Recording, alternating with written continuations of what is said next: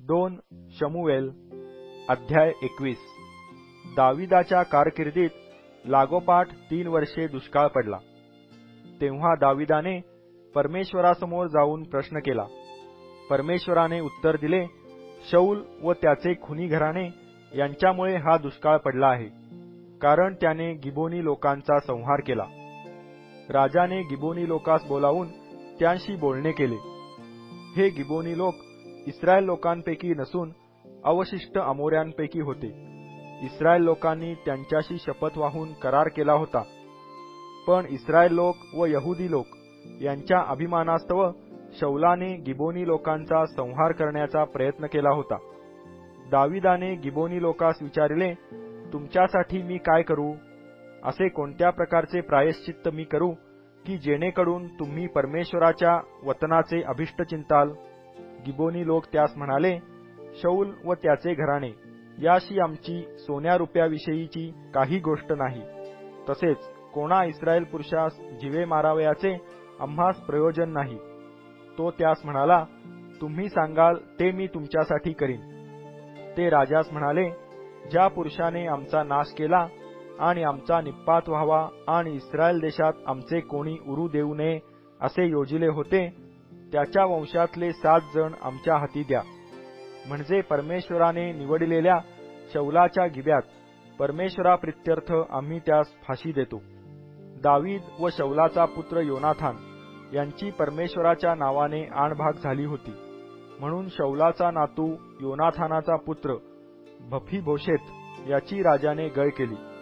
पण अय्याची कन्या रिस्पा हिला शौलापासून अर्मोनी व मफीबोशेत असे 2 पुत्र झाले होते।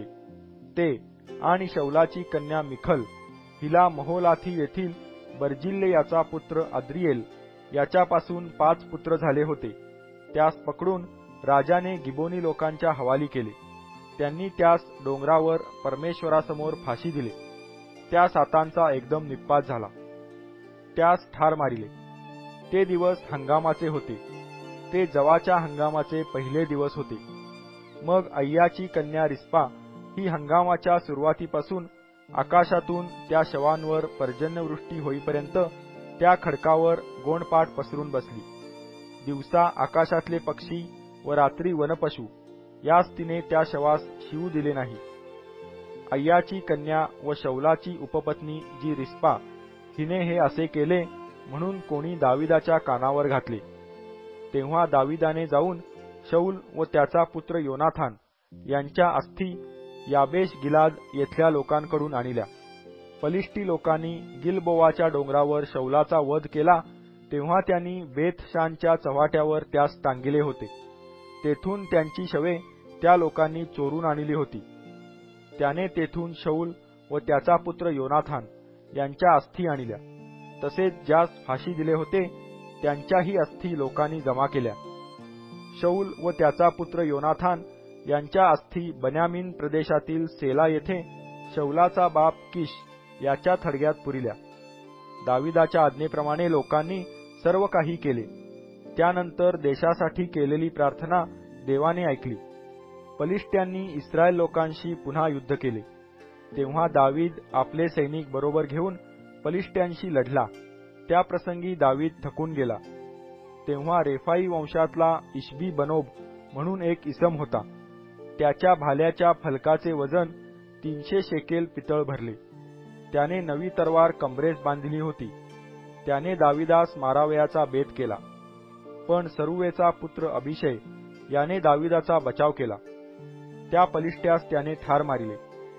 मग दाविदाच्या लोकांनी त्यास शपथ घालून सांगितले की पुन्हा आपण आम्हाबरोबर लढाईस येऊ नका, इस्रायलाचा दीप आपण मालवू नये। यानंतर फलिष्ट्यांशी गोब येथे पुन्हा युद्ध झाले।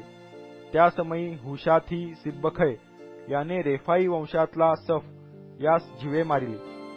गोब येथे फलिष्ट्यांशी पुन्हा युद्ध झाले। तेव्हा बेथलेहेम येथला यारे ओरगिम याचा पुत्र एल हनान याने गथाचा गल्ल्यात याचा वध केला। त्याच्या भाल्याची काठी साळ्याच्या तुरी एवढी होती। गथ येथे पुन्हा युद्ध झाले। तेव्हा तेथे रेफाई वंशातला एक मोठा धिप्पाड पुरुष होता।